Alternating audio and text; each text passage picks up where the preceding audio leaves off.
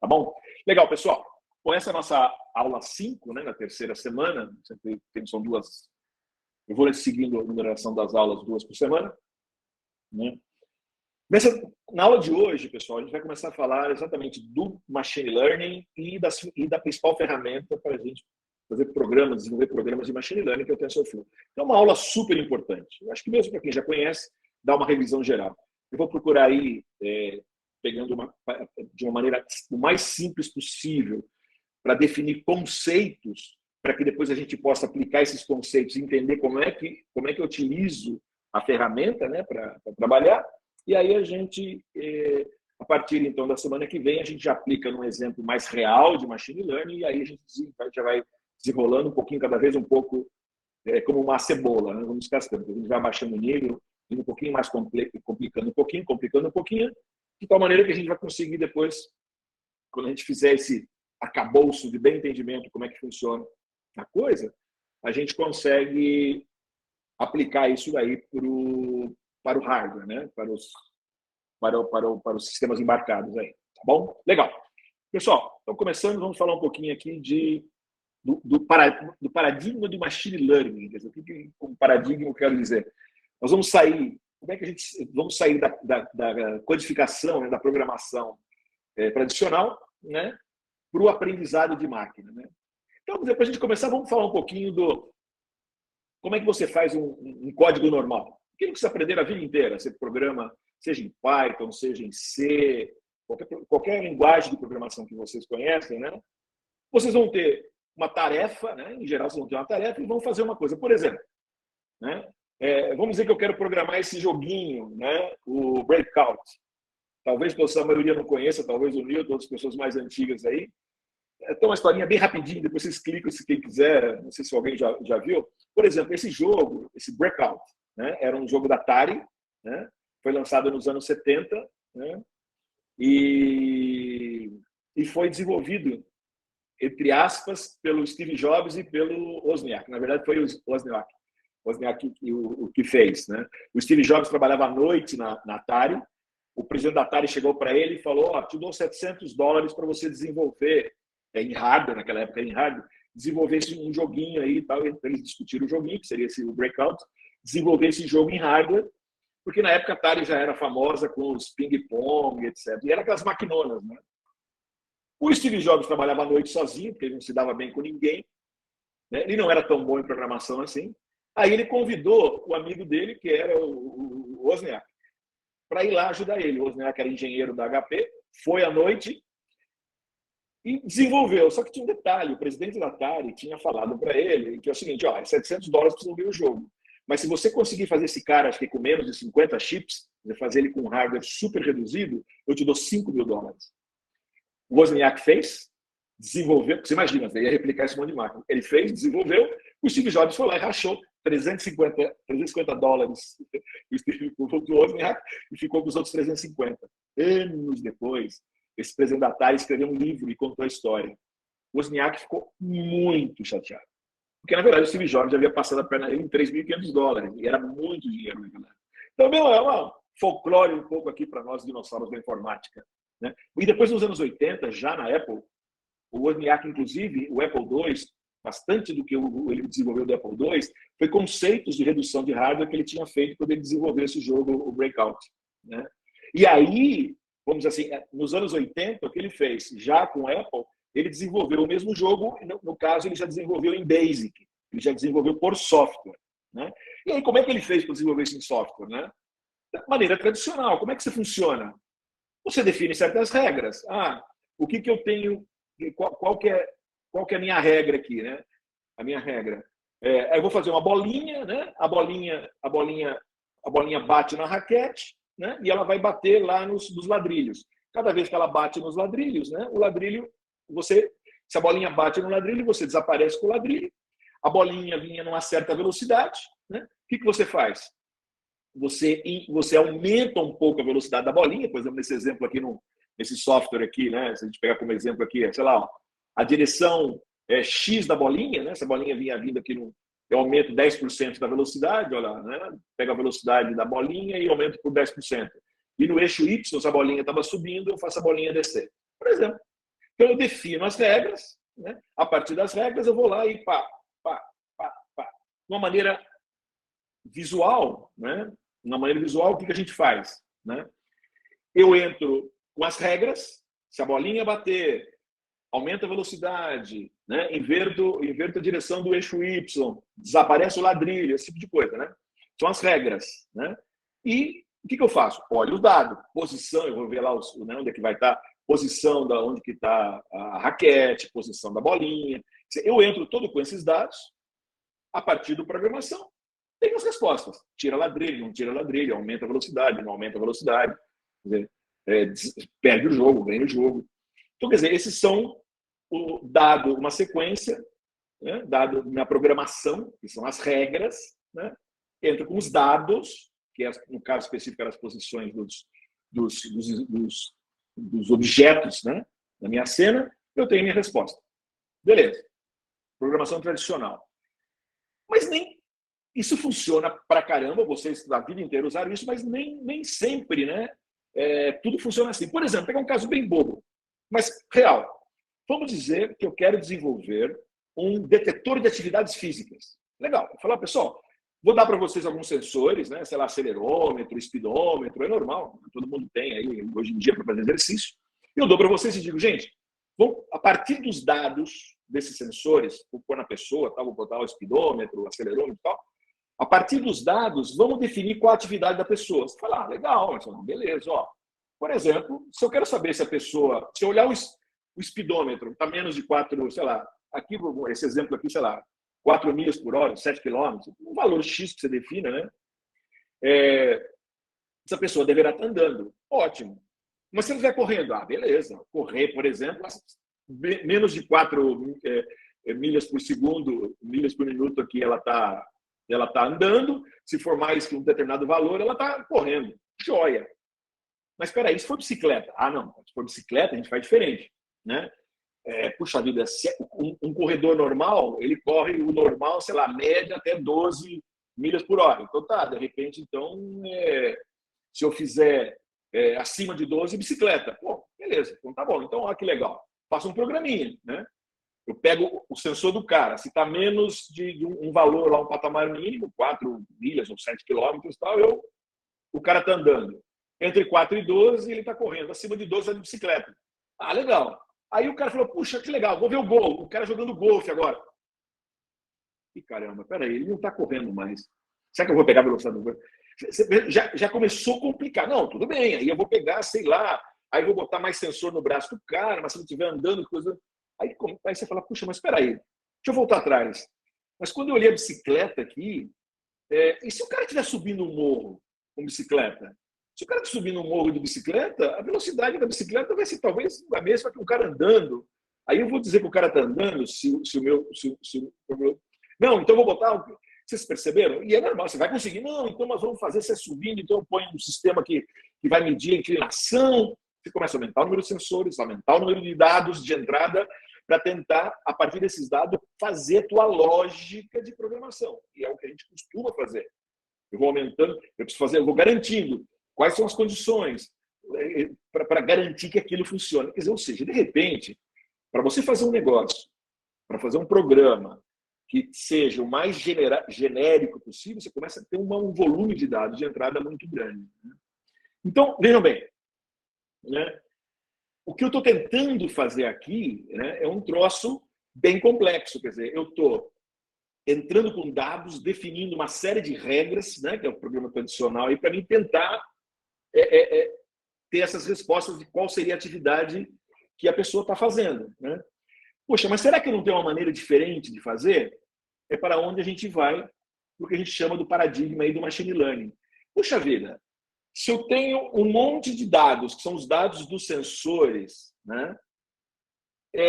Vamos dizer assim, e aí eu tenho que entrar com um programa cada vez mais complexo para tirar a resposta, e se eu fizer diferente? Se eu entrar, se eu dizer, eu pego uma pessoa e digo, meu amigo, você está correndo, tá? Você está correndo. Então, o que eu vou fazer? Eu vou pegar todos os sensores do cara, eu sei que ele está correndo, eu vou lá e meço vários sensores, o cara está correndo. Agora, cara, começa a andar, ele começa a andar e eu vejo lá. Então, Olha o que está acontecendo aqui, né? Eu estou entrando com os dados, que é que vem lá dos sensores, eu já tenho as minhas respostas, eu sei o que o cara está fazendo, tá certo? E o que eu estou querendo que aconteça é que, dado a entrada dos dados mais a situação, né, de saída, o evento de saída, eu estou querendo que, de alguma maneira, né, a minha máquina, o meu computador, aí, vamos dizer assim, o meu processador, interprete ou descubra, né, qual é o que está acontecendo. E, às vezes, nós, olhando essa maçaroca de dados, não conseguimos saber.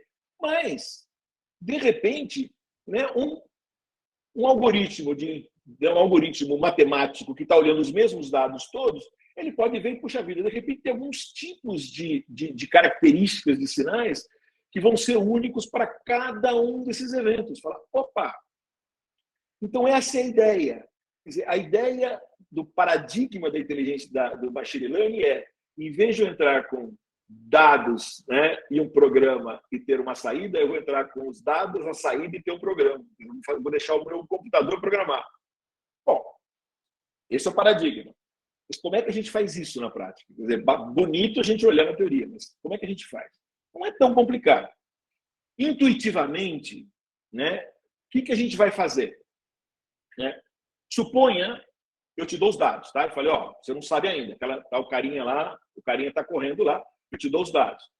Aí o que você vai fazer? Você vai fazer, puxa vida, eu vou dar um chute, sei lá, a pessoa está andando, tá certo? Esse é o teu chute, eu acho que ela está andando. O que você vai fazer? Você vai lá e vai olhar se ela está andando, vai medir, vai olhar para ela, sei lá, vou pegar lá uma pistola de polícia lá e vou ver qual a velocidade dela, né? Aí fala assim, eu errei. Aí o que eu vou fazer? De alguma maneira, eu vou mudar o meu chute e vou repetir o processo. Vou dar um novo guess. Quando eu falo guess aqui, nos parâmetros do meu sistema, né? Eu sou mais simplista. Mas perceberam um pouco qual é a ideia? Para mim, depois eu vou fazer com números daqui a pouquinho, fica mais fácil. Mas a ideia do machine learning, ou como é que eu faço essa programação, né? Como é que eu faço a máquina entender? Eu vou fazer isso, quer dizer, eu vou chutar, porque ela não sabe ainda, né? Quer dizer, melhor, eu sei, né? Que é o meu ground rule que ele fala, eu sei. Mas eu faço a máquina chutar os parâmetros do meio ali, e aí o que eu faço? Vou até o fim, vejo se ela acertou ou não, tá certo? Meço esse erro e volto com um novo chute no sistema. Vai ficar mais claro com um exemplo numérico para vocês verem. Tá? Mas só para vocês verem o que a gente está falando aqui. Tá? Então, de novo, o machine learning eu entro com as minhas respostas, que é o meu label, que é a minha classe de saída, no caso, se eu estou classificando, não interessa. Quer dizer, eu tenho meus dados, tenho o que eu quero com saída e vou sair com as minhas regras. Né? Quando eu falo essas regras ali, na verdade, pessoal, né? Essas regras vão ser exatamente o meu modelo. Tá? E aí, o que eu vou querer fazer? Eu vou fazer o que a gente chama de inferência, que é, eu entro com um dado, tá? Nesse modelo, ou que eu gerei as regras, e ele vai me dar a resposta. Então, qual que seria a ideia, voltando o projetinho todo aqui? Eu vou pegar todos vocês aqui da turma, eu falei, moçada, vamos no seguinte, então aqui, ó, um acelerômetro, um inclinômetro, um speedômetro, cada um de vocês vai colocar no corpo, tá certo? Aí cada um aí, o Rafael vai dizer assim, olha, eu vou correr. Aí eu vou ficar correndo. Aí o Rafael corre. Aí ele vai lá, todos os dados dele são capturados, tá, corrida. Aí todo mundo faz a mesma coisa. Aí outro vai lá e pega, o Lucas vai lá e fala, não, agora eu vou andar. Né? A Ana vai lá e fala assim, não, agora eu vou andar de bicicleta. Vou pegando todos esses dados, sabendo a resposta, e vou lá, e vou trabalhando no modelo. No final eu falo, olha, eu acho que eu cheguei numa maçaroca, no algoritmo matemático, que dados os sinais, se eu entrar com os sinais de alguém que não participou dessa tomada de dados e entrar com os dados desse algoritmo, eu teria, então, o label de saída. Andando, correndo, jogando golfe. Perceberam qual é a ideia? E já perceberam que eu estou fazendo duas etapas aqui. Né? Essa etapa de cima, né, é a de treinamento, vocês já vão acostumando com os nomes, né? Eu vou treinar, eu entro com dados, sei o label, e vou sair com a minha regra, ou com o meu algoritmo. Depois eu vou pegar esse algoritmo treinado que eu vou chamar de modelo, no modelo final, vou entrar com novos dados, dados que não foram, que ninguém viu quando a gente fez isso daí, né? E vou ter o label de saída. Essa é mais ou menos a filosofia do Machine Learning. Bom, mais ou menos vocês terem uma noção básica. Vamos tentar entrar um pouquinho, vamos dizer assim, muito importante o que eu falei, o pulo do gato disso é a hora que eu consigo ver como é que eu vejo o erro, né? Quer dizer, eu joguei um chute, vou ver o erro e tal. Mas todo mundo é engenheiro aqui, é mais fácil a gente trabalhar com números. Eu acho que aí fica mais claro para todo mundo. Vamos pegar um exemplo bem simples. Vamos partir de um exemplo simples para a gente poder chegar em uma complexidade, inclusive fazer uma programação toda com TensorFlow a partir de um exemplo simples, que eu acho que aí fica mais fácil a gente fazer as inferências dentro da cabeça de entender. Então, por exemplo, né, suponha que eu tenho aqui, ó, 2 conjuntos de dados. Eu te dou. Eu falei, gente, eu tenho um sisteminha aqui. Olha aqui, ó, eu tenho um sisteminha, né? Na programação tradicional eu digo assim, olha, eu tenho um sisteminha, né? Cujo a entrada dele vai ser esse conjunto de dados aqui. Quer dizer, ou seja, isso é um conjunto de dados, isso não é um vetor, tá? Isso é um conjunto de escalares. Quer dizer, eu entro com x menos 1 aqui, né, e vou sair com um certo valor de y. Eu entro com x0, vou sair com um certo valor de y, e assim por diante. Quer dizer, a cada valor de entrada eu vou sair, eu falo, ó, isso é um sistema linear. Você fala, legal, se é um sistema linear, por exemplo, eu vou definir minha regra. Tá? Então, a minha regra, o meu algoritmo disso daí é y igual a um p vezes um x mais um b. É uma reta, né? Um sistema linear. Né? Legal, nenhuma dúvida. Mas eu pergunto para vocês, dado esse conjunto de x, dado para você qual o algoritmo, você sabe qual é o valor do y? Alguém pode me dizer os valores de y aí? Sim ou não? Não, sei lá, qualquer. No mínimo, qualquer um. Peraí, Marcelão, se você me der o valor do P e me der o valor do B, meu, isso aí é mole pro gato, né? E aí você sabe, é uma retinha e tal, beleza. Então, legal. Eu falo, ó, pessoal, esse parâmetro B que multiplica o X é 2, e aquele valorzinho ali, né? O Pzinho é 2, o Bzinho é 1. Né? Aí você fala, agora é mole, né? Se o X for menos 1 aqui, pô, menos 1, 2 vezes menos 1, menos 2, né?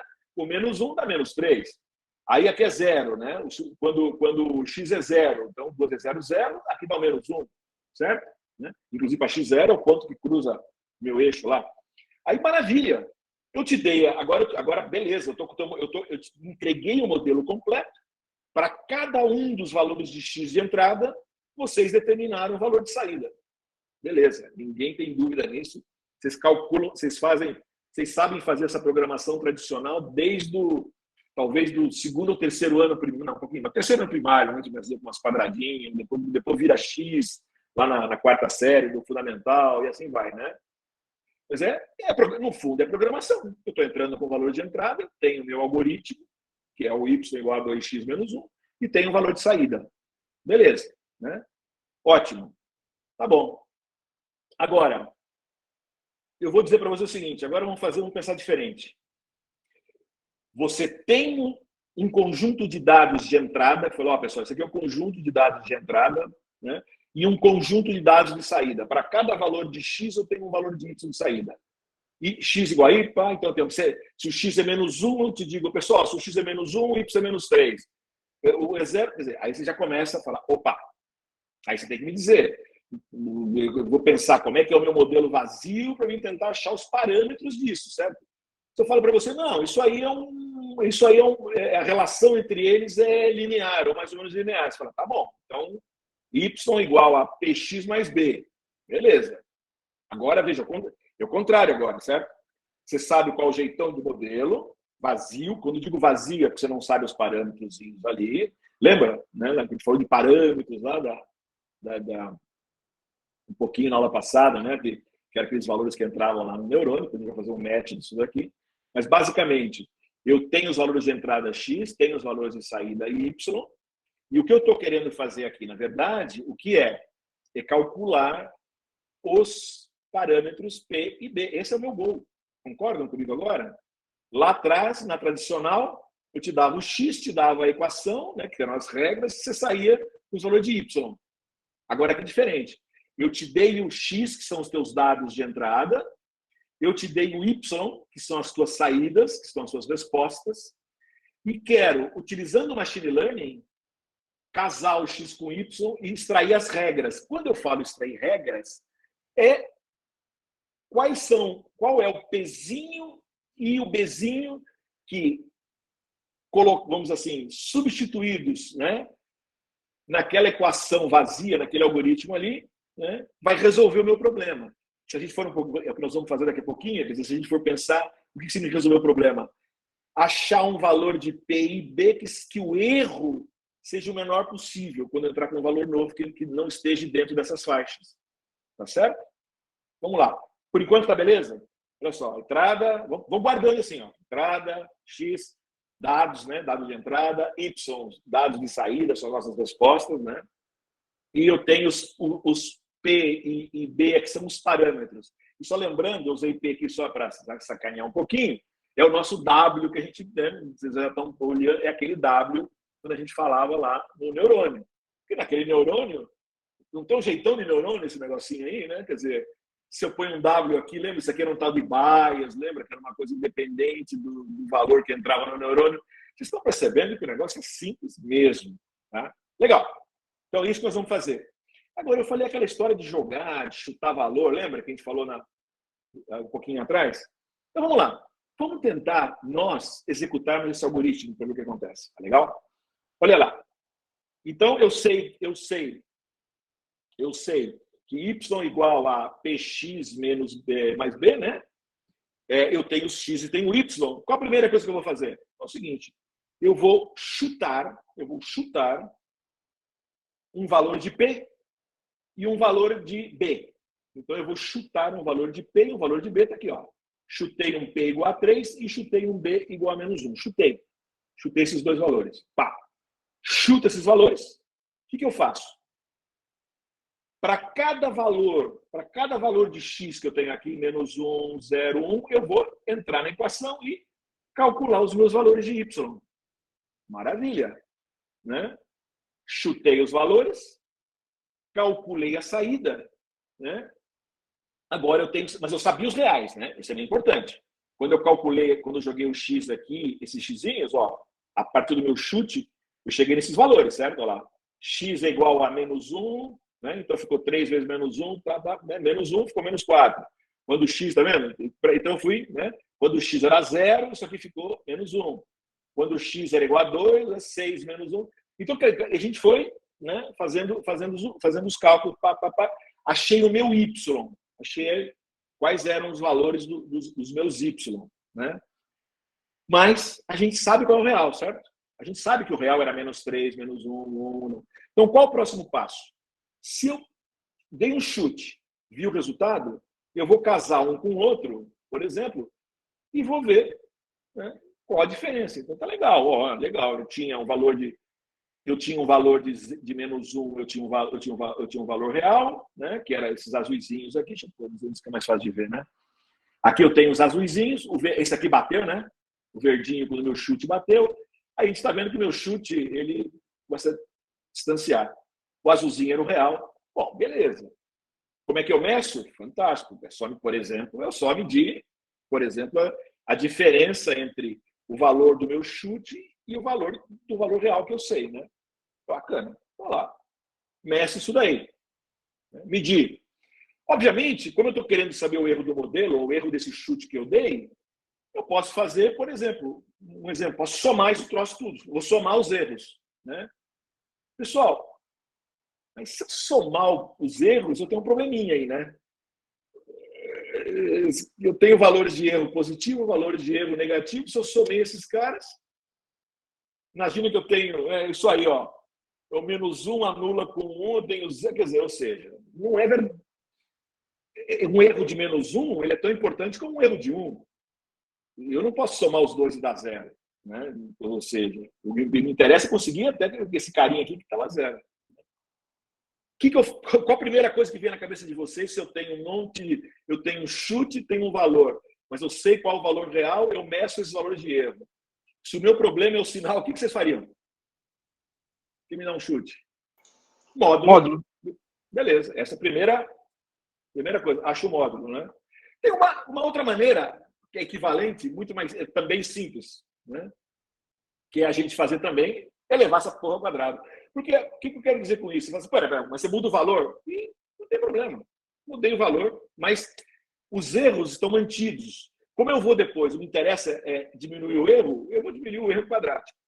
E, by the way, lá na frente eu vou discutir, quer dizer, se você levar ao quadrado, que é mais fácil, eu digo assim, é que se você tem um valor e achar o quadrado, às vezes é mais simples de você achar.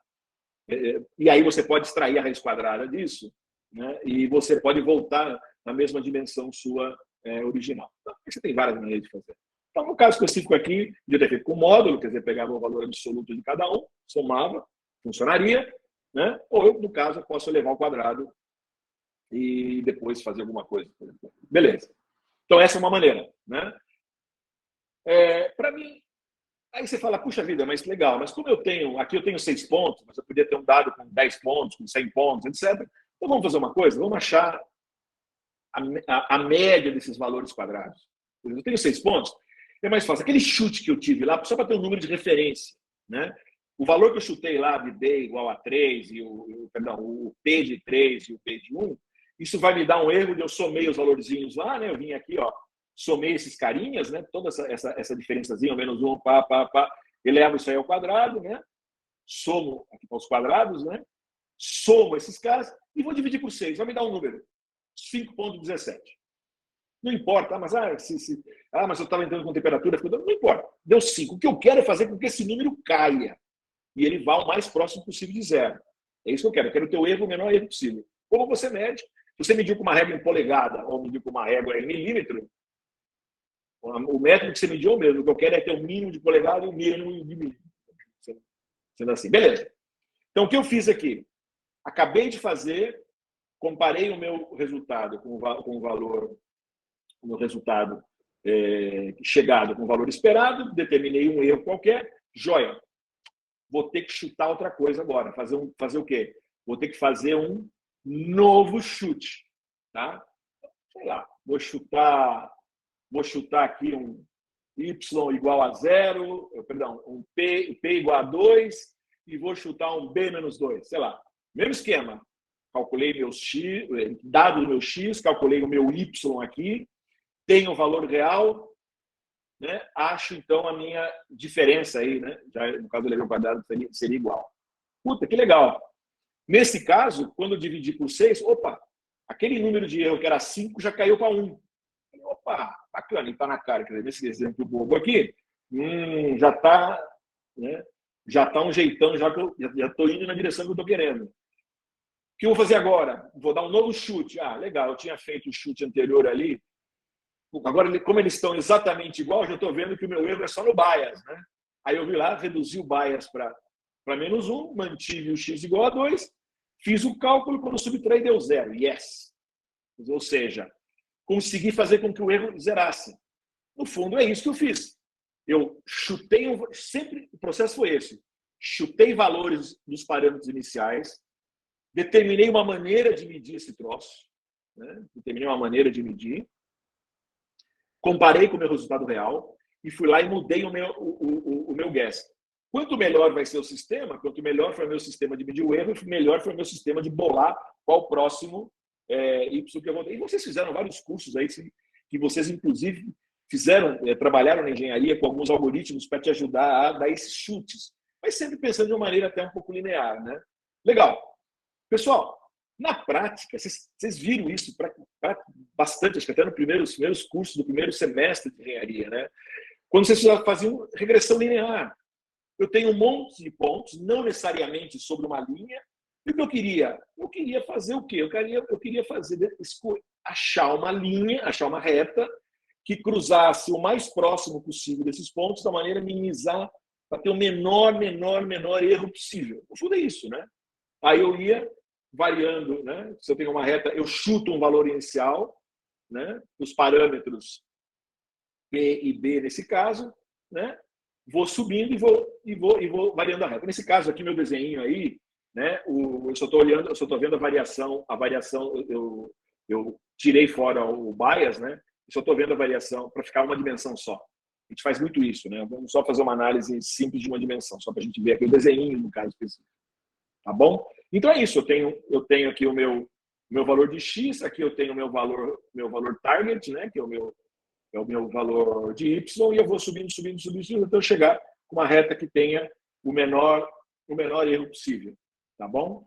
Pessoal, somar, por exemplo, pegar de maneira matemática, né? O que nós fizemos aqui foi tomar, então, a diferença, né? A diferença do meu valor y chapéu, que é o valor, que é o meu y, né? O y que eu cheguei, subtraio ele do valor do meu ground rule, que é o valor que eu sei, né? Vejo esse erro, ele eleva ao quadrado, somo e divido pelo número de amostras. Esse é o que a gente chama de mean squared error, por exemplo. Só para a gente ter um nome desse erro, né? Eu posso ter também, extrair a raiz quadrada disso, ficar um squared, mean squared error. Tá? Eu posso ter fazer por um valor médio absoluto também, é outro que a gente também usa, que o professor comentou, né? Que é outra maneira da gente conseguir o erro. O que importa é escolha um erro e trabalhe com ele. E vou tentar minimizar esse erro. Esse é o conceito que a gente fez aqui. E num exemplo real de números que a gente fez. E estamos aplicando machine learning aqui. Estamos fazendo na raça, mas tentando usar a filosofia do machine learning. Tá? Ok? Deixando claro, o nosso goal, então, é minimizar este erro. Encontrar uma maneira de fazer uma coisa legal para dar o próximo chute. Tá bom? Pessoal, vamos para a gente fazer um pouquinho, só para relembrar Python. Apesar de ser bobo esse exemplo, mas eu queria só para algumas pessoas que estão começando no Python, e a gente fez na aula passada algumas coisinhas, vocês devem ter feito em casa, estão entregando trabalho hoje. Eu deixei uma aula tão grande para vocês, né? Para a gente trabalhando um pouquinho mais com Python, mas vamos, para quem ainda está um pouquinho verde, vamos pegar tudo isso que a gente fez agora há pouco aqui e vamos jogar isso para Python, só para a gente ficar mais claro. Pessoal, eu vou rodar, eu deixei para vocês aqui, se vocês entram aí no nosso GitHub, né? No GitHub do curso, tá? Se vocês vierem aqui na aula 5, eu deixei para vocês aqui, ó, na parte Notebooks e Docs, tá? Vocês entram aqui, a gente tem aqui, ó, Exploring Loss Cost Function, que é um notebook que eu deixei para a gente brincar um pouquinho com Python, para repetir o que a gente fez aqui em Python. Se vocês clicam aqui, né, se a gente clicar aqui, eu vou ver o notebook, mas eu só vou conseguir enxergar o notebook. Né? O notebook está aqui, mas eu não consigo executá-lo. Tá? Então, você tem várias maneiras. Ou você abre um Google Colab, ou você salva esse cara, né, como a gente comentou na aula passada, e depois abre no Google Colab, né? Ou tem uma maneira bem simplesinha, que é o seguinte, a gente na verdade, você vai copiar, aqui você tem o endereço desse cara, né, github.com, você vai copiar nesse cara um prefixo do Google Colab e ele automaticamente abre para você. Eu já fiz um botãozinho para você aqui. Se vocês clicarem nesse botão, olha o que acontece aqui, ó. Clicando no botãozinho, na verdade o que ele faz ele escreve aqui, ó, colab.research google / e entra o meu endereço, github, mj-arroba, mfei, não sei o que das quantas, blob, main, curso, folder. Tá? Então é uma maneira de você abrir. Aí tem várias maneiras. Né? Se você vier aqui, vem no file, entra em qualquer Google Colab, entra no teu Drive e vem com o upload do teu computador, ou o Open aqui. Se você vier no Open aqui, você pode inclusive vir no próprio GitHub aqui, né? E abrir o repositório aqui e for aqui e abrir e abrir também. Ele vai te abrir, você dá o repositório, ele abre. Tem várias maneiras, tá? Mas vamos lá. Pessoal, lembrando, a primeira coisa, vou no Google Colab e eu vou conectar aqui, tá? Então, o que eu estou fazendo aqui, eu estou na minha conta, eu estou no meu e-mail aqui, que é minha conta normal do Gmail, né, que eu criei para o meu Google. Conectei, o Google me deu aqui, me alocou uma quantidade de RAM e uma quantidade de disco lá na máquina virtual dele, a gente viu na aula passada, né? Legal. Pessoal, eu vou importar aqui, ó, né? Às vezes aparece isso, não se preocupe, manda run anyway, tá? Porque ele não sabe de quem abriu, você fala, não, é meu, né? Não tem problema. Mandei importar aqui o Matplotlib, lembra? Né? Que é a nossa biblioteca de Python para fazer gráfico, que eu quero fazer aquele gráfico das bolinhas. Né? Legal. Pessoal, vou definir meus dados de entrada. Eu vou definir duas listas para simplificar. Né? Olha lá. X igual a menos 1, 0, 1, 2, 3, 4 e o y menos 3, menos 1, 1, 3, 5 e 7. Tá? Então, definir meu x e definir meu y. Legal. Só para a gente checar aqui, olha lá. Né? É lista. Né? Em geral, eu vou usar NumPy. Agora, na próxima hora de aula, eu vou usar NumPy só para... porque é o que a gente vai entrar como entrada. É a mesma coisa. O NumPy, na verdade, assim, bem geral, o NumPy é uma lista especial com um número, na verdade, com todos os elementos do mesmo tipo. No caso, vamos usar float, por exemplo, nesse caso específico, tá? Depois. E quando ele trabalha, na verdade, under the hood, ele trabalha com C. Tá? Então, C++ ele é super rápido. NumPy. Mas aqui eu estou pegando a lista básica, que no fundo funciona também, é o mesmo princípio, para não complicar nesse momento. Legal. Pessoal, eu quero plotar, eu tenho X e tenho Y, tá? Então uma coisinha, acho que eu não tinha, se vocês olharem naquela colinha, né, de Matplotlib, eu falei, tem vários exemplos, né?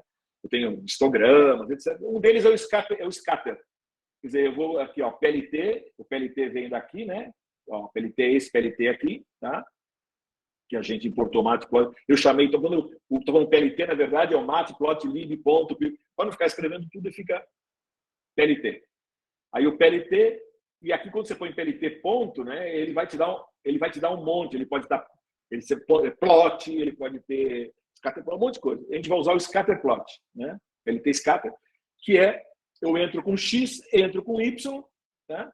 E aí, se eu não fizer nada, né, o que eu estou dizendo aqui, eu quero ter alguns defaults, né? Você teria dentro do scatter aqui, ele te dá alguns defaults do que está interno, mas você define o que você quer, qual a cor do teu plot, etc. No caso específico, eu escolhi vermelho, né? Podia, sei lá, escrever aqui green, né? Sei lá, né? Esse é o valor, né? Eu quero que seja chamado de y, que é o que vai aparecer aqui, eu quero que apareça aqui. Eu estou definindo quais são os meus valores aqui, eu quero os valores limites do meu eixo, tá? Só para ficar bonitinho. Então, na verdade, eu estou fazendo os limites baseados aqui nos valores de x e y. Tá? Então, eu quero que o meu valor do eixo x seja de menos 5 a 8, do y e do x de menos 1 a 5. Então, eu estou definindo quais são os valores do meu eixo aqui. Tá? Aqui eu ponho o label do que vai aparecer do x, e aqui eu ponho o label do que vai aparecer no y, né? Aonde eu quero que apareça a legenda, em geral, então vai aparecer uma legenda ali, e vou colocar o grid. Tá bom? Então, executo. Olha lá. Olha que bonitinho. Né? Então, ele definia aqui começando de menos 1 a 5, de menos 4. Se a gente mudar isso aqui, vai mudando os valores. Beleza? Joinha. Então, só uma maneira de fazer o gráfico. Então, aqui a gente graficou. Eu tenho aqui uma sequência de 6 pontos bonitinhos, né? Que são os meus pontos de entrada. Né? Dada a entrada, dada a saída, são os meus dados. Eu plotei os meus dados, né, em 2 dimensões. Legal. Ótimo. Né? Aqui é só um comentário. Se você quiser, em vez de fazer o scatterplot, ele faz uma reta. Né? Inclusive, olha, que eu fiz um marker aqui. Se você tirar esse marker daqui, pode tirar esse cara daqui, ó. Tá? Ele é o plot. Ele deu os pontos, ele vai lá, ponto X, ponto Y, ele interpolou e ele já criou uma reta para desenhar. Né? Então, se eu deixar... Mas como eu tenho pontos fixos, né? Se a gente deixar um marker aqui eu botei uma bolinha, podia ser um xizinho. O xizinho deve funcionar também, deixa eu ver. Olha lá, um xizinho. Só exemplos para vocês fazerem aí, tá? Se quiser fazer. Mas a gente vai usar o scatterplot mesmo, porque eu quero... a reta que é algo que eu vou querer chegar depois, né? Eu estou interessado... A gente está com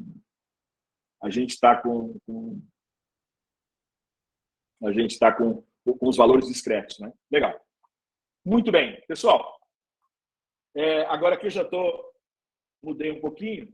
Em vez de usar D, em vez de usar P de pato, né, e D de bola, eu estou usando W e B.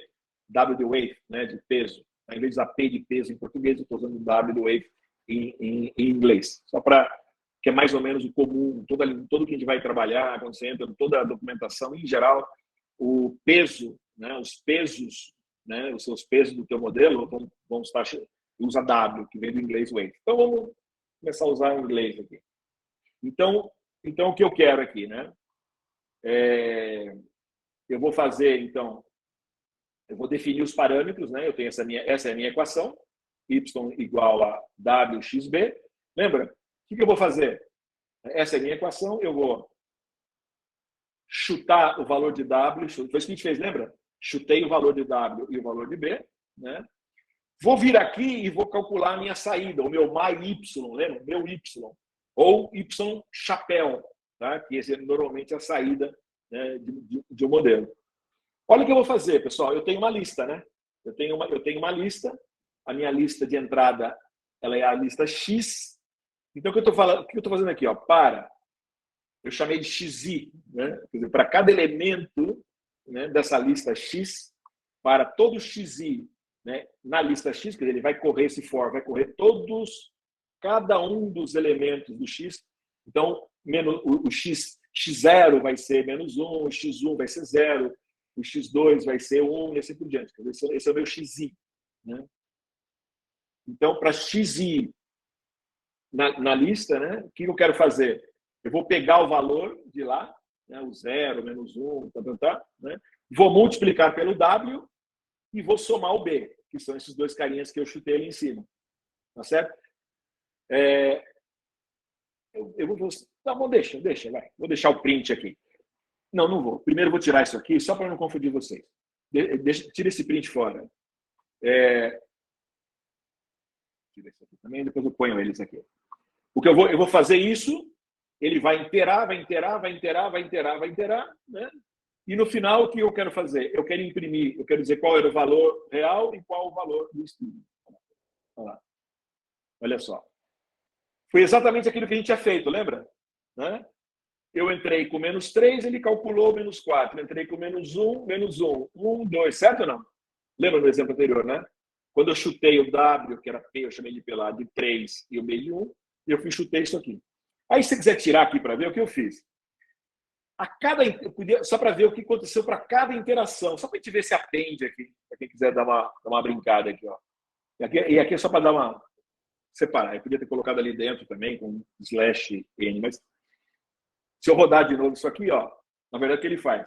Ele foi no -4, fez o cálculo, ele entrou com o primeiro valor de x, que era -1, jogou na equaçãozinha, deu -4, ele guardou. Aí ele rodou, foi para o segundo xi, aí ele deu um append, aí deu um append, até no final ele ficou com tudo aqui. É que você não precisa, isso aqui são só os cálculos intermediários. Aí pulei uma linha, que é esse print aqui, ó, né, imprimiu nada, e aí imprimiu, então, o valor final aqui. Perceberam? Concordo? Aqui eu só pus em Python o que eu fiz lá atrás. Chutei o W, chutei o -1. Eu sabia que y igual a W, wx, né, mais b. Fiz o chute e calculei o meu y final de chapéu, uma y. Legal? Beleza. Podemos fazer a mesma coisa, pessoal. Vou imprimir isso aqui. Ó. Tá? Fiz o programinha aqui, o que a gente fez ali em cima, só que aqui agora eu estou imprimindo duas. Ó. Eu estou imprimindo um aqui em vermelho, com bolinha, que é o meu Y lá, que é o meu real, Y real, né? E estou fazendo outro que é a minha predição, o Y chapéu, tá? Que vai ser em azul. Tá vendo? Olha lá. Então, em vermelho é o meu Y real, tá certo? O meu Y de saída é o meu ground rule, é aquilo que eu sei. E o meu azul foi o meu prediction, ou o meu Y chapéu, se quisesse também. Tá? É a minha saída. E aqui são os errinhos que a gente tinha lá, ó, -1, 0, 1, 2, né? Aqui são os erros que a gente viu. Esse aqui é mais ou menos aquele gráfico que a gente viu lá atrás. Legal. So far, so good. Né? Aí, só para a gente lembrar aqui, eu quis fazer só para a gente botar né, quanto que era o tamanho. Então, seis valores. Tá? Vamos dar uma olhadinha agora. Vamos calcular. Lembra, a gente fez o cálculo do erro, né? Vamos fazer uma equaçãozinha, vamos fazer uma funçãozinha agora para a gente calcular o erro. Então, tá bom. Um N, né? Vamos definir o N, né? Depois eu vou dividir pelo número para achar o valor médio. Então, criei uma variável N, e essa variável N é igual ao len do Y. Até chequei aqui para ter certeza, olha lá. O len do Y, que é o tamanho daquela lista, a lista Y lá de saída, ela tinha 6 elementos, o len do Y é 6, e aí eu guardei esse valor na variável N. Aí eu vou fazer o seguinte, ó, para I, né, na faixa de 0 até N, lembrando, se eu ponho dentro de um range de 0 a N, tá? Ele vai fazer de 0 a N menos 1. O que ele vai fazer? O Izinho vai ser 0, 1, 2, 3, 4 e 5. Tá? Importante. Tá? Aí eu vou calcular o que eu chamei de square error. Né? Lembra daquela fórmula somatória? Então, eu vou pegar o valor YI e vou subtrair do valor Y hat de I. Tá certo? E elevar isso ao quadrado. Tá? Eu faço a diferença e elevo ao quadrado. Tá bom? E o valor total é o total. Eu vou pegar o anterior e somar esse novo. Somar. Isso é uma outra maneira de você escrever. Em vez de ser total erro igual total erro anterior mais, eu já faço de uma corruptela. Só para vocês saberem uma maneira diferente de escrever Python. Você deve ter visto lá na revisão. Né? E vou mandar imprimir aqui. Legal. Executo. Olha lá. Aí ele veio calculando o erro, pá. Ele chegou no final, que o erro quadrático, né?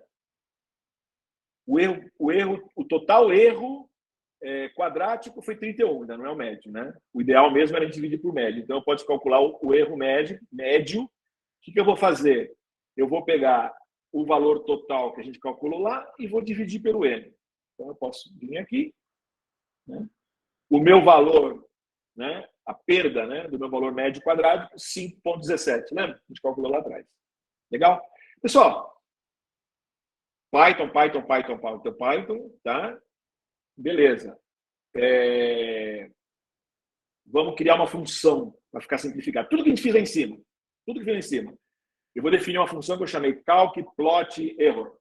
Pessoal, pode parecer um pouco complicado, mas se quem fez todos os exercícios, criar as funções, a gente não vai fazer nada muito complicado no curso, mas esse raciocínio é importante vocês irem fazendo. Vocês podem usar mais linhas de código. Então, eu costumo sempre fazer isso, que eu fiz exatamente o que fiz aqui. Eu vi, por exemplo, criei esse notebook e fui fazendo, fui testando, depois fui lá. Tudo que deu ali em cima, eu juntei tudo e fiz uma função para simplificar, para não ter que ficar toda vez repetindo. Então, eu fui lá, defini fiz uma lista zerada, que vai ser meu YHat, fiz, tá vendo? Fui fazendo os apêndices, calculei, fiz tudo, e aí já imprimi, olha lá. Então, fiz o imprimir e já faço o valor. Vocês olham com calma, não vou perder tempo aqui, mas é tudo que a gente fez lá em cima, eu só juntei numa única equação. Agora, essa equação aqui, ó, essa equação calc plot error, que tem como entrada, né, o meu valor x de entrada, o meu valor y de saída e os meus guess, né, são os guess de parâmetro, ele vai dar como resposta, né, o meu MSE, o meu valor médio quadrático, o meu erro médio quadrático. Olha lá. Vamos checar o anterior. Vamos checar aqui agora, por exemplo. Ó. Calc plot erro. Eu vou fazer o seguinte, deixa eu calcular de novo, vou pegar de novo. Era y3, né? A gente pôs lá. E o b era menos 1, né, gente? Era isso, né? É bom, na verdade, é bom checar com o valor que você sabia, né? A gente calculou lá em cima. Então, vamos checar se a função tá legal. Calculei aqui. Vamos ver lá. Olha lá. O meu valor MSE é 5,17. Está aqui. Né? E ele desenhou o gráfico. Exatamente. Detalhe, gente. Eu acho que isso é importante. Olha só. Por que saiu escrito aqui MSE igual a 5,17 com duas casas depois da vírgula? Porque quando eu botei o print, esse print está aqui, ó, esse print está nessa linha aqui. O que eu falei aqui? Eu falei, olha, gente, MSE é, essa maneira de você... Quando eu botei entre esses dois colchetes, eu falei, eu quero que seja um float. Quando eu imprimir, eu quero que ele seja um float com dois casas decimais depois da vírgula, tá? E esse aqui vai ser qual for, aí ponto, formato e MSE. Ou eu poderia também botar um Fzinho aqui, também funciona. Mas, isso aí é legal. Mas, quando eu fiz os cálculos, eu vim aqui, quando eu calculei tudo aqui, ó, ele continua com o valor sem todas as casas decimais depois da vírgula. Por isso que quando eu dei o return em MSE aqui, o MSE está aqui, tá? E como ele está retornando, eu não falei nada. Ó, olha só, esse número apareceu aqui, jogado aqui. Porque quando eu chamo essa função, esse número aparece aqui. Na verdade, eu podia ter vindo aqui e botado aqui, ó, MSE igual. Tá vendo? Se eu executo isso aqui, aquele numerinho não apareceu aqui. Tá vendo? Mas se eu chegar aqui agora e chamar MSE, olha lá, o MSE está aqui, certo? Quer dizer, o fato de eu chamar essa função, ela me retorna o MSE. Mas quando eu botei MSE igual, o valor de retorno vai ser jogado dentro do MSE, tá bom? Aí você fala, pô, mas eu queria que tivesse bonitinho. Tá bom, por exemplo, a gente podia fazer, antes de retornar aqui, eu podia fazer retornar, por exemplo, sei lá, ó, round, se fosse o caso, round, né, MSE, vírgula 2, por exemplo, já podia fazer isso aqui. Agora, se eu executo isso aqui, né, quando eu rodar isso aqui, ele já está reduzido aqui, já está em 2 casas decimais. Né? Obviamente, você não precisa fazer, eu já teria que ter feito antes, não no final, porque eu usei 2 vezes, mas é detalhe. Tá bom? Bacana, então fizemos, funcionou bacaninha. Vamos fazer de novo? Né? Deixa eu pegar aqui, ó, vou fazer uma coisa aqui, deixa eu dar. Vamos dar um. O copy não aparece no meu aqui, né? Deixa eu botar aqui.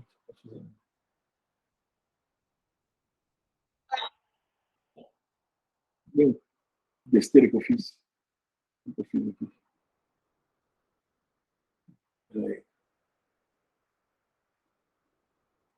Se sobrou comandos dele, ele vai. Eu cortei aqui mesmo, hein? Executei. Acho que não cortou nada, não, né? Não, acho que eu não cheguei a cortar nada. Deixa eu fazer uma coisa aqui. Eu quero fazer o seguinte: eu vou pegar essa função, tá? Não, edit, copy. Eu venho aqui, Ctrl V. Não é essa que eu quero. Na verdade, eu apaguei, né? Eu apaguei a. Deixa eu de novo, gente, desculpa, vai. Vamos fazer de novo aqui. Eu tinha feito o seguinte: eu tinha feito isso aqui, C, né? A gente tinha MSE igual, certo? E o que eu tinha feito aqui era 3, né? -1. Menos 1.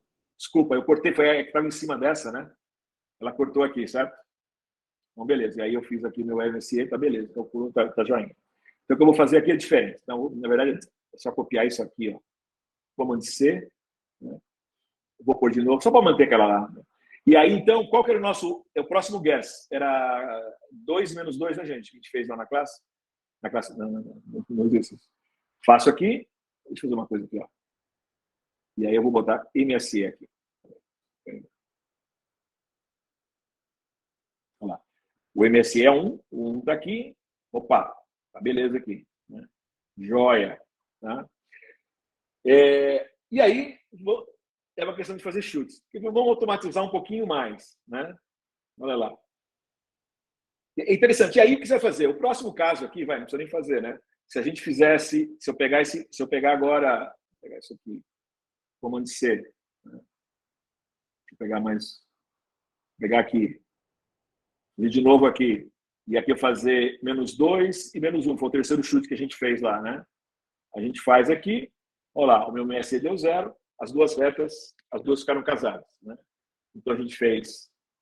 Essa foi o primeiro guess. Esse foi o segundo guess. Aqui o erro era 5,17. O erro passou a ser 1.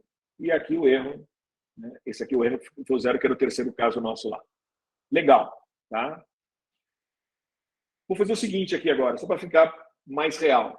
Eu vou pegar, né? Vou fazer o seguinte, eu vou pegar uma lista de Ws, vou com um monte de chute de Ws, eu quero saber como é que vai para fazer.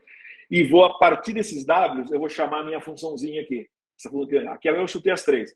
Eu vou pegar, então, eu vou chutar, né? Eu vou dizer, ó, vou criei um WList aqui, fixei o B, porque eu só quero fazer uma análise do W. Eu tenho dois parâmetros. Vou fazer uma, eu quero ver como é o comportamento do erro para um parâmetro, tá, gente? Vamos entender bem para um parâmetro, que daí é extrapolado para infinitos parâmetros. Aí o que eu fiz? Fixei o meu B em -1, defini uma lista aqui, tá, com vários valores. No caso, lembra, a gente usou W igual a 2, W igual a 3, tal. Eu estou chutando desde -2, sei lá, uma faixa mais ou menos que imagino que vai estar os meus dados. Chutei aí, tá?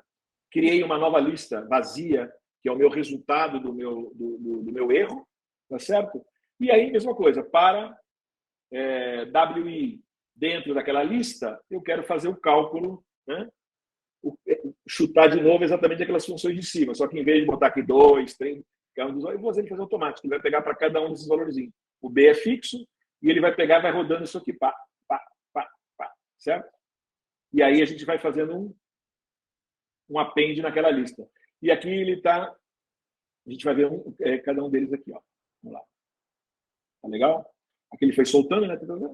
Olha o que aconteceu.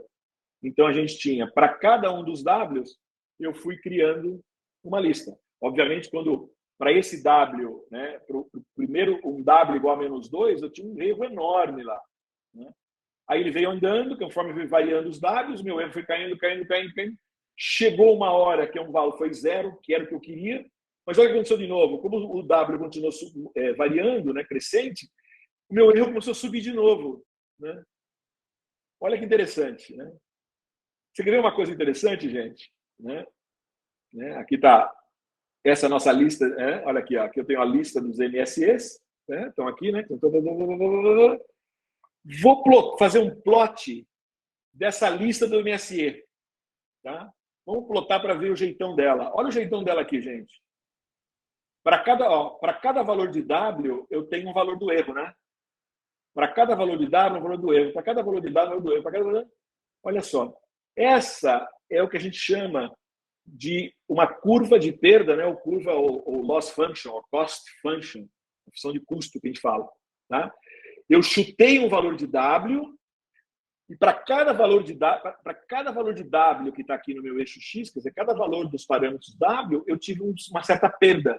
Né? E aí, conforme eu fiz uma variância, eu chutei essa faixa e vim calculando. Então, quer dizer, em vez de ficar chutando lá, agora eu fiz uma coisa mais pela preguiça de ficar jogando. Eu falei, deixa eu ver uma coisa, deixa eu chutar um range de Ws e ver o que acontece.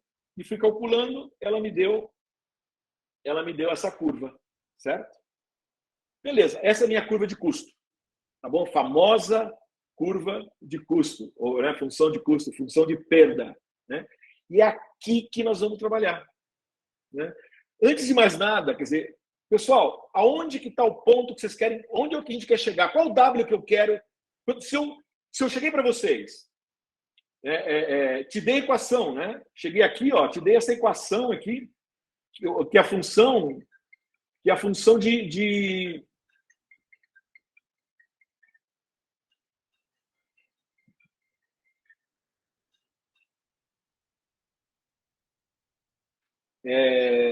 desculpa, uma ligação. Se me chega se eu te dou essa funçãozinha que a gente calculou daquela maneira, certo? Eu só codifiquei. O que aconteceu?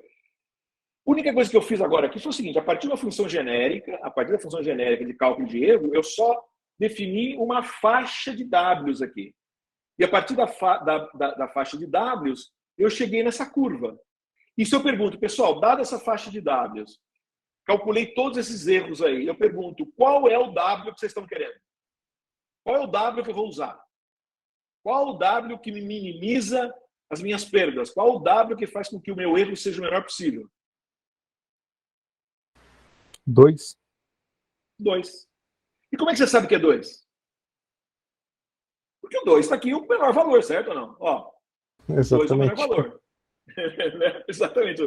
Né? E aí vocês vão lembrar, né, lá do curso de cálculo 1, né, o que você tem também aqui, para cada um desses pontos aqui, você pode traçar uma reta tangente a essa curva naquele ponto, né? E essa reta tangente ao ponto é a derivada, não é isso? É a derivada daquela função naquele ponto, né? Exatamente, o Rafael comentou. O que você está querendo achar é a derivada zero. O que é a derivada zero? É a hora que essa inclinação vier aqui, eu tenho o que aqui, ó? Deixa eu botar um L para ficar. Eu tenho aqui, ó. Ah, não, aqui não tem o vermelhinho, dá para ver aqui, né? O que eu vou ter? Eu vou ter uma reta aqui, né? Eu tenho uma reta que sobe e desce aqui, né? Tangente a cada um dos pontos, né? A uma hora eu vou ter uma reta que vai passar aqui embaixo, né? Paralela nesse ponto mínimo aqui, né? E paralela ao eixo X, certo? Que vai ser a hora que ela tem uma inclinação zero, é a minha derivada zero, tá bom? E é o meu valor, menor erro, no caso, zero, tá certo? Então, é o meu menor ponto, qualquer função que você tenha, para calcular o mínimo da função, é encontrar a derivada da função, certo? Quando a derivada da função for zero, esse é o ponto mínimo. Não necessariamente, esse caso, o nosso exemplo, deu zero, mas não podia ser ela podia estar mais para cima, né? E a gente teria o ponto mínimo, um valor diferente, mas seria o valor mínimo. Perceberam, gente, que eu fiz aqui usando, né, álgebra simples e matemática de cálculo 1, muito simplesinho. A gente nem vai precisar usar isso depois, né, gente? Eu quero só para tirando, para vocês verem os conceitos, para vocês entenderem o que nós vamos fazer depois. Tá legal? Bacana. Então, gente. Vamos aqui, voltando, então, ao nossa. Né, olhando o que a gente está querendo fazer, então, é minimizar a minha perda, minimizar o meu erro, graficando o que eu quero. Agora eu tenho. Aqui. Então, o que eu quero é vir aqui, vir aqui, vir aqui, vir aqui e chegar nesse ponto, quer dizer, ver qual a reta que passa aqui, tá certo? De novo, eu estou zerando, eu só estou trabalhando com W, tá? Eu isolei o B, só para estou analisando um parâmetro. Tá? Depois a gente podia analisar. Com 2 parâmetros, a gente teria uma curva no espaço. Com 3, eu consigo ver, e depois eu não vejo mais. Por isso que eu estou simplificando o mínimo possível. Então, gente, o que eu quero é minimizar, né, encontrar o mínimo dessa função de perda aqui. É o que eu quero. Então, olha lá. Né? Essa função de perda, né, ela quantifica qual é o erro que a gente tem, né, entre o valor que vai ser previsto, que é o y chapéu, a saída da minha equação, né, e o valor que a gente está esperando de fato, que é o meu y real, o ground truth. Tá certo? Bacana. A gente sabe que o y é wx. O que a gente fez nos nossos exemplos? A primeira coisa que a gente fez, a gente chutou um w, não é isso? Quando a gente fez a curva lá, eu chutei -2, sei lá. Quando você chuta um valor de w qualquer, imagina que você tem essa curva, esse vai estar num ponto. Imagina que é uma bolinha que vai cair. Você está num ponto lá. É o teu ponto de partida. É o teu W0. Né? Esse ponto é o teu ponto de partida. Ou o W0. Né? O que você vai querer fazer? Dado esse ponto, né, você vai tentar chutar, fazer um guess, para encontrar o W1, quer dizer, o próximo W. O nosso exemplo lá, lembra? A gente tinha o -2, o 3, a gente voltou para o 2, né? Ou naquela listinha estava com -2, depois fui com -1. Então, quer dizer, o que eu quero é ir para o próximo. Agora, lembra, eu posso estar de um lado ou posso estar do outro da curva, certo? Eu não sei de onde eu estava. Por exemplo, quando eu chutei o valor 3, lá inicialmente, né, o valor 3 o meu próximo W ele tinha que ser 2. Eu tinha que até diminuir. Isso, mas é legal. Mas como eu tenho, se eu fizer a derivada, né, da função naquele ponto de qualquer W que você chuta, cara, o gradiente, quer dizer, a derivada desse cara, ele me dá, o sinal da derivada me dá o gradiente. Se ela for negativa, eu vou descer para um lado, se for positivo, eu vou para o outro. Né? Depende do lado que vai dar. Tá? Então, na verdade, a direção que essa bolinha vai andar, o que vai me dar é o gradiente do valor. Moleza. Tá certo? Então, eu tenho, se eu derivar essa função de perda, né, em função de fazer a derivada da função de perda em função de W, né, eu tenho a direção que eu vou seguir. Tá? Agora, isso vai ter que, para mim, ir do valor 0 para um valor 1, eu tenho um step aí. Esse step, quem vai me dizer o quanto eu tenho que ir, quer dizer, eu tenho W, para mim chegar do W1 saindo do W0, né, eu vou multiplicar essa derivada aqui por um valor que a gente chama de alfa. Tá? Com isso, gente, esse valor que eu estou fazendo aqui, quer dizer, quando eu pego para mim calcular o valor 1, o W1 saindo do W0, né, fazendo a derivada, eu tenho para que lado eu vou, e esse valor de alfa, ele vai me dar qual é o meu step, qual o tamanho, quanto eu vou pôr um alfa pequenininho, ele vai andar devagarinho, um alfa grande, ele me dá uns pulões. E no fundo é isso que eu vou ter, né? Quer dizer, dado um valor W chutado inicial, tá certo? Eu vou calcular o gradiente, né? O gradiente, quer dizer, qual a direção que ele vai seguir, e ele vai encontrando novos valores de W, a partir desses novos Ws, eu vou ver qual que é a perda, vou tentar minimizar isso daí, tá certo? De tal maneira, então, que eu vou andando. Agora, então, no fundo, é isso que eu estou fazendo. Quer dizer, e cada um desses steps, né? Acho que é bom você já guardando um outro termo, né? Cada um disso aqui é uma iteração, step, ou uma época. Então, quer dizer, cada chute que eu dou, né? Ele vai, cada vez que eu vou chutar um valor novo, eu estou fazendo aquela volta, Cada chute, lembra? Chutei 3, chutei 2, ele vai dar uma volta, deu um erro tal. Dei outro W, eu tinha um W0, ele deu um erro, né? Ele dava um W0, ele deu um erro aqui. Aí eu fui lá, chutei um novo W, que era o W1, que era o -1 lá, começamos com 3, com 2, ele foi lá, deu um outro erro. E assim, quer dizer, cada novo erro, né? Cada novo erro que eu vou chutando e volto, né? Faço a realimentação aqui, né? Faço um back propagation, né? Eu jogo para volta no meu modelo, eu vou calculando então os novos erros, né? E vou de tal maneira que eu vou até que eu vou chegar nesse ponto. Agora, quais são os riscos que eu tenho aqui? Assim, intuitivamente, vocês poderiam chutar esse valor de alfa aqui, ó. Esse valor de alfa, é óbvio que se esse valor de alfa vai me dar esse tamanho do pulo aqui, né? Pergunto para vocês. Eu diria para vocês, digo para vocês que é um valor empírico, que você vai chutar para ver o melhor para tentar chegar lá. Quais são os erros que alguém pode imaginar nesse valor de alfa que você joga ali? Alguém me dá um chute? Eu posso jogar qualquer valor? Se eu falo para vocês, dou esse gráfico, no exemplo anterior, como é que vocês iriam variando o W para tentar chegar no zero? Qual seria a melhor maneira de não errar o ponto? Dá um valor. Quem chutaria? Um valor para... Não, eu vou chegar muito, muito, muito próximo. Ninguém chuta? Tá bom, eu chuto. Né? Vamos dizer que eu chute menos 0,1, por exemplo. Naqueles Wzinhos. Comecei lá no -2. Quanto mais pequenininho for esse valor, mais chance de eu chegar no ponto lá embaixo, não é? Aí você fala, pô, mas peraí, mas vai demorar pra caramba, né? Suponho, certo? Dependendo do TSW, ele vai andar, vai demorar de centenas de pulinhos, dependendo onde ele começou, para mim chegar no valor 0. Não é melhor pôr um valor mais alto? Se eu chutar 10, também é complicado. Sabe por quê, gente?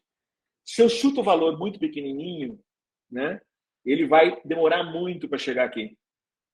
Tá certo? Se eu chuto um valor muito alto, eu estou num W aqui, de repente eu chuto um valor muito alto, ele pode ir para o outro lado da curva. Eu chuto, ele vem para o outro. Percebe? Ele começa a ricochetear de um lado do outro. Tá?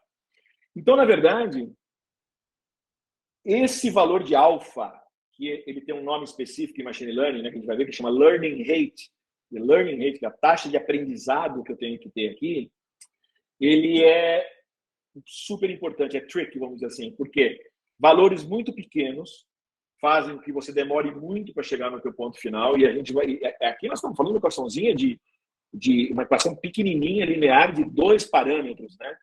A gente está até analisando um aqui, no caso. Imagina quando eu tenho milhões de parâmetros. Então não pode ser muito pequenininho, mas também se for muito grande, eu corro o risco de nunca chegar, nunca conseguir, o negócio ficar batendo para lá e para cá, e eu nunca conseguir chegar no valor mínimo. Tá? Então, eu vou ter que trabalhar de tal maneira a conseguir chegar nesse mínimo possível.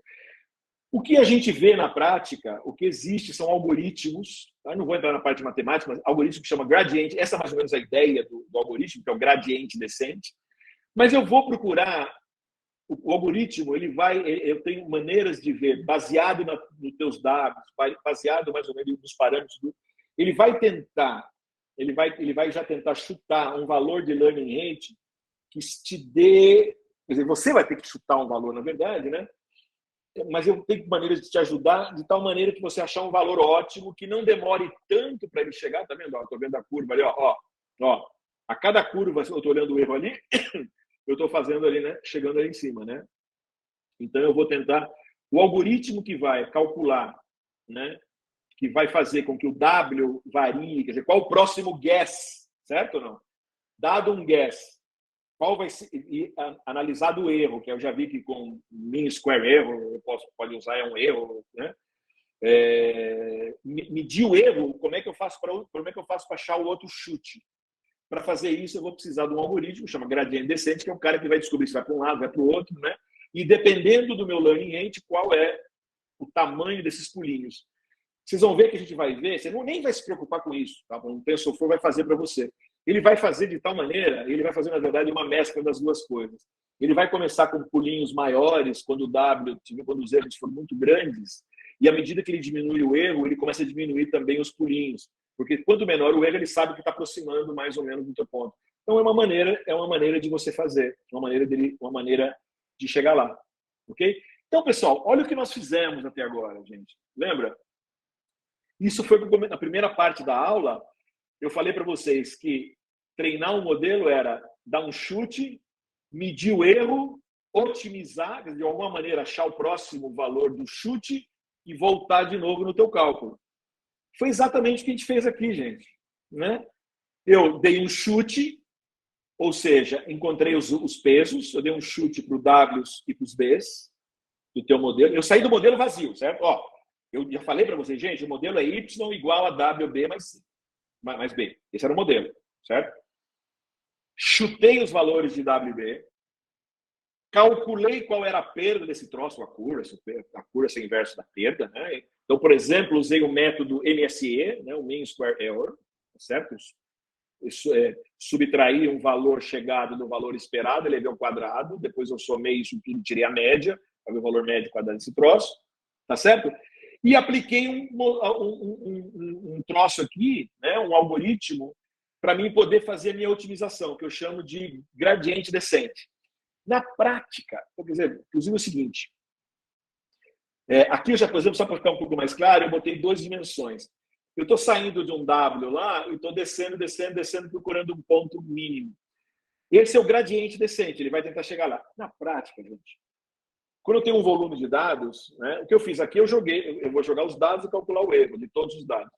Se eu fizer isso amostra a amostra, quando eu tenho um conjunto de várias amostras, eu chamo de stochastic gradient descent. Porque é como se, de uma maneira bem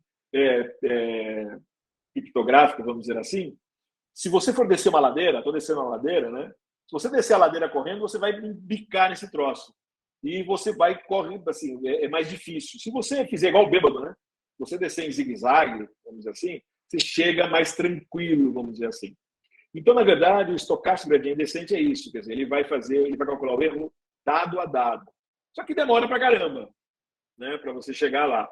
Então, na prática, depois você usa uma questão que chama mini-bet, que eu vou fazer por grupos, mas aí tem todo é uma outra, como que depois o modelo trabalha por dentro. Mas o importante que eu quero que você cheguem aqui é o seguinte: machine learning, nada, o que nós estamos fazendo aqui é machine learning.